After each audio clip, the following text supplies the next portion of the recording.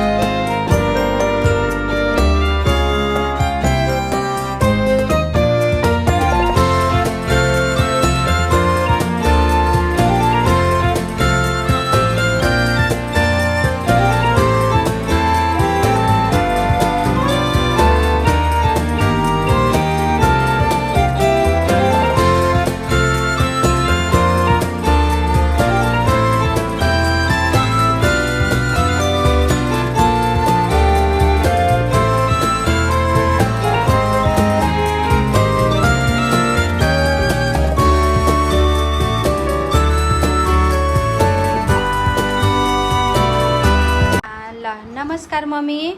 हजुर नमस्कार। हजुरको शुभ नाम? लालकुमारी थापा।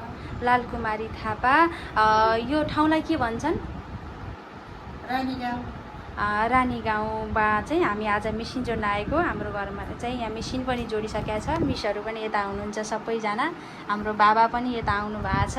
अनि हाम्रो एच1 भैरवामा चाहिँ थेरापी गर्न जानुभएको कति समय भयो नि? अहिले 2.5 महिना भइसक्यो। 2.5 महिना चाहिँ 3 महिना लगभग हाम्रो सेन्टरमा थेरापी गर्नुभयो हजुरले। कसको जानकारीबाट जानुभएको थियो? सीतागिरी दिदीबाट। हाम्रो सीतागिरी मम्मीको जानकारीबाट चाहिँ थेरापी गर्न जानुभएको थियो। अनि हजुरले चाहिँ के समस्या लिएर जानुभएको थियो नि हाम्रो एच1 थेरापीसम्म? अब मेरो धेरै त यो घुँडा दुखेको समस्या थियो।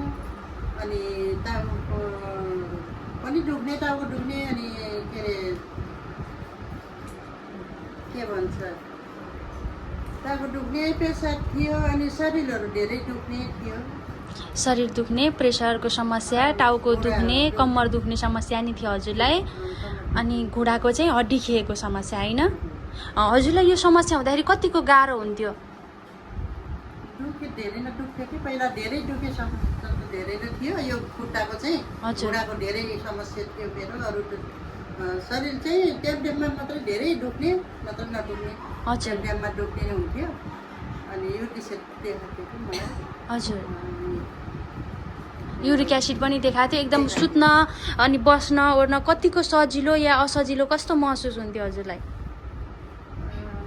कहिले बढेर दुख्ने, बस्न नमिल्ने, हिँड्न नि दुख्ने हुन्थ्यो, सुत्दा नि दुख्ने के। हजुर, बढ्यो भने अनि बढेन भने फेरि टाइममा क्या त्यस्तो सधैँभरि त्यस्तो हुन्थेन।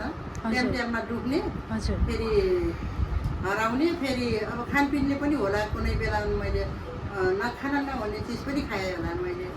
त्यसलाई धेरै बार्न पर्ने रहेछ कि। हजुर, अनि त्यसरी गाह्रै थियो जे होस् हजुरलाई। अनि यत्रो धेरै समस्या थियो, हस्पिटल जाने, औषधि खर्च गर्ने गर्नुभएको थियो कि थिएन हजुरले?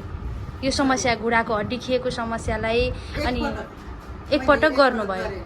अनि दबाई खाँदा कस्तो अनुभव पाउनु भएको थियो हजुरले? सन्चो भएको या सन्चो नभएको? दबाई खाना भयो थियो, सन्चो भयो थियो। मैले 1 हप्ताको मात्रै दबाई खाँदा फेरि खाएँ। दबाई खाँदाखेरि सन्चो भएको थियो, तर दबाई खान छोडेपछि फेरि त्यस्तै नै भयो। अनि फेरि 2 हप्ता थेरापी पनि गर्दै हिँड्यो। हजुर, आलोक पाण्डेकोमा गएर दबाई खानुभयो। दबाई खान्जेल सन्चो भयो, फेरि छोडेपछि गाह्रो हुने त्यस्तो भयो। अनि फेरि थेरापी जानुभयो। अनि पछि थाहा भयो थेरापी गर्न गइयो। हजुर, अनि अहिले थेरापी गरिसकेपछि हजुरको टाउको दुख्ने समस्या, एकदमै तपाईँको शरीर दुख्ने समस्या, कम्मर दुख्ने समस्या, खुट्टा दुख्ने समस्या कस्तो छ अहिले? अहिले अहिले धेरै ठिक भएको छ, सन्चो धेरै भएको ठिक छ। त्यो घुँडा मात्रै मलाई कम भएको छ, अलिक कम त छ तर ठ्याक्कै सन्चो भएको छैन। घुँडाको चाहिँ ठ्याक्कै सन्चो भएको छैन, पहिलाभन्दा चाहिँ धेरै राम्रो भएको छ। राम्रो भयो। अनि टाउको दुख्ने सिल्का हान्ने समस्या थियो हजुरको, त्यो कस्तो छ अहिले? त्यो एकदम ठिक भयो, त्यहाँ गएर एकदम तपाईँहरूको त्यो थेरापीमा गएर मलाई एकदमै राम्रो भएको छ, एकदम हल्का, शरीर पनि हल्का लाग्छ मलाई आजकल। अनि त्यो प्रेसर पनि घट्यो, मेरो प्रेसर एकदम धेरै थियो, दबाई खाना नि घट्ने थिएन, त्यो घट्यो। त्यहाँ गएदेखि मैले 3-4 पटक प्रेसर नाप्न गयो, हजुर, एकनासको भयो कि प्रेसर चाहिँ अहिले राम्रो भएको छ, कन्ट्रोलमा आएको छ। अनि रुगाखोकी लागिराख्ने समस्या पनि कम छ होइन हजुरलाई अहिले?